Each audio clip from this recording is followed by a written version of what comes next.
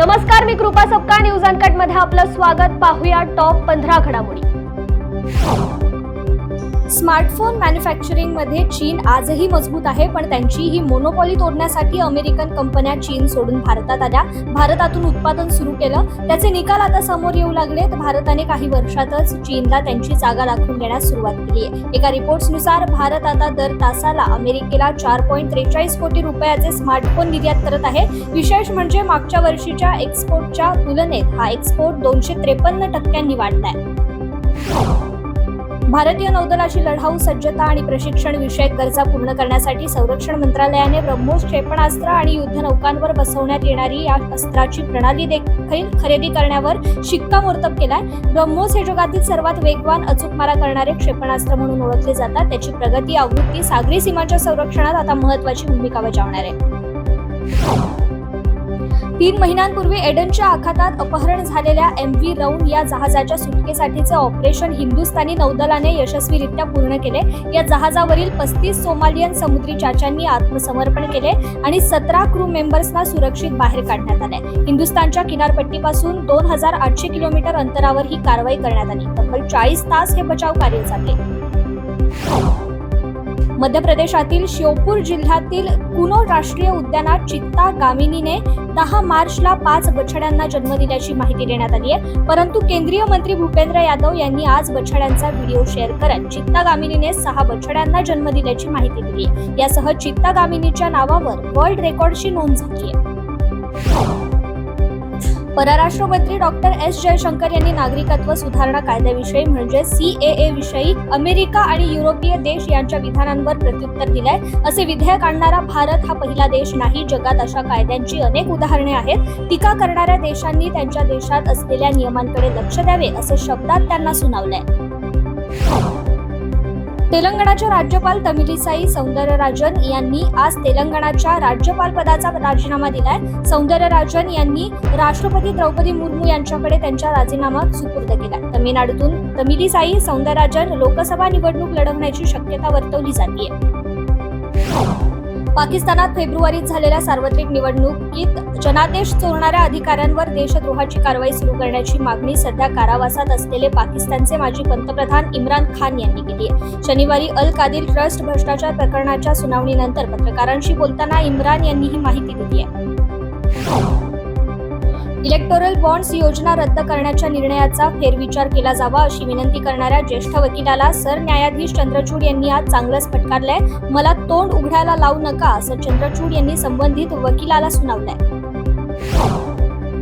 Electronic bond संदर्भात आज सर्वोच्च न्यायालयात पुन्हा सुनावणी पार पडली. मागच्या सुनावणीत इलेक्ट्रॉनिक बॉन्डचा युनिक नंबर का दिला नाही म्हणून सर्वोच्च न्यायालयाने SBIला नोटीस पाठवली होती.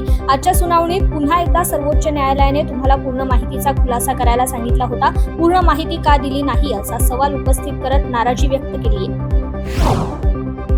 मथुरा जिल्ह्यातील बरसाना येथील राधाराणी मंदिरात लाडू होळीच्या उत्सवादरम्यान प्रचंड गर्दीमुळे पायऱ्यांची रेलिंग तुटल्याने झालेल्या अपघातात 20हून अधिक भाविक जखमी झालेत. मंदिराच्या एका पुजाऱ्याने पत्रकारांना सांगितलंय की काल संध्याकाळी हजारो भाविक आल्याने मंदिराच्या पायऱ्यांवरील रेलिंगचा दबाव सहन करता आला नाही आणि तो तुटला. त्यामुळे अनेक भाविक खाली पडले. त्यामुळे चेंगराचेंगरी झाली. या घटनेनंतर 22 जणांना केंद्रात आणण्यात आलं असून यापैकी बहुतेकांना फ्रॅक्चर झालाय.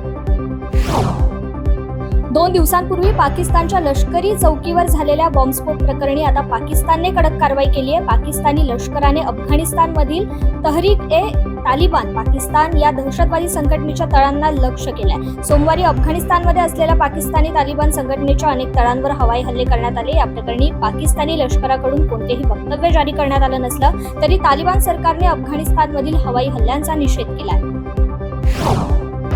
अंतराळामध्ये पृथ्वी व्यतिरिक्त इतर कोठे जीवसृष्टी आहे का याबाबत नेहमीच संशोधकांना उत्सुकता असते. सूर्यमालेतील सर्वात मोठा ग्रह असलेल्या गुरूच्या युरोपा या चंद्रावर ऑक्सिजनचं प्रमाण असल्याचे काही वर्षांपूर्वी लक्षात आल्यामुळे या चंद्रावर जीवसृष्टी असावी अशी एक शक्यता व्यक्त होत होती. पण आता नासाच्या संशोधकांना मिळालेल्या नव्या माहितीप्रमाणे युरोपा या चंद्रावर पुरेशा प्रमाणात ऑक्सिजनची निर्मिती होत नसल्याने तिथे जीवसृष्टी असण्याची शक्यता खूपच कमी आहे. नासाचे जुनो हे अंतरिक्ष यान गुरु ग्रहाभोवती प्रदक्षिणा घालत आहे. या अंतरिक्ष यानाने युरोपा चंद्राबाबत जी माहिती उपलब्ध करून दिली आहे त्याबाबतचा लेख नेचर ॲस्ट्रॉनॉमी या सायन्स जर्नलमध्ये प्रसिद्ध करण्यात आलाय. रशियामध्ये पुन्हा एकदा व्लादिमीर पुतीन सत्तेमध्ये आलेत. रशियातील अध्यक्षपदाच्या निवडणुकीत ते विजयी झाल्याने 6 वर्षे आणखी ते सत्तेत राहतील. मिळालेल्या माहितीनुसार त्यांना तब्बल 87% मते मिळाली आहेत. द गार्डियनने या संदर्भातील वृत्त दिलंय.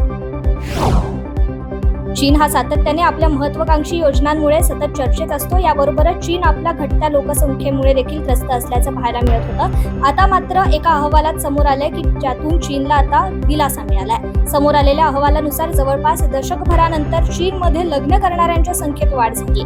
2022च्या तुलनेत 2023 मध्ये चीनमध्ये नवीन विवाहांची संख्या 12.4% वाढली आहे. जवळपास दशकभराच्या घसरणीनंतर वाढलेली संख्या पाहायला मिळतेय. अजय देवगण आणि आर माधवनचा शैतान चित्रपट बॉक्स ऑफिसवर धुमाकूळ घालतोय. चित्रपट प्रदर्शित होऊन केवळ 10 दिवस झालेत, मात्र कलेक्शनने 100 कोटींचा टप्पा ओलांडला. अजय देवगण आणि आर माधवन स्टारर शैतान प्रेक्षकांचे भरपूर मनोरंजन करत आहे. चित्रपटाची कथा आणि ट्रीटमेंट लोकांना प्रभावित करणारी आहे. पहिल्या दिवसापासून या चित्रपटाला सकारात्मक प्रतिसाद मिळतोय. टॉप 15 मध्ये आज इथेच थांबूयात. पाहत रहा न्यूज अनकट. धन्यवाद.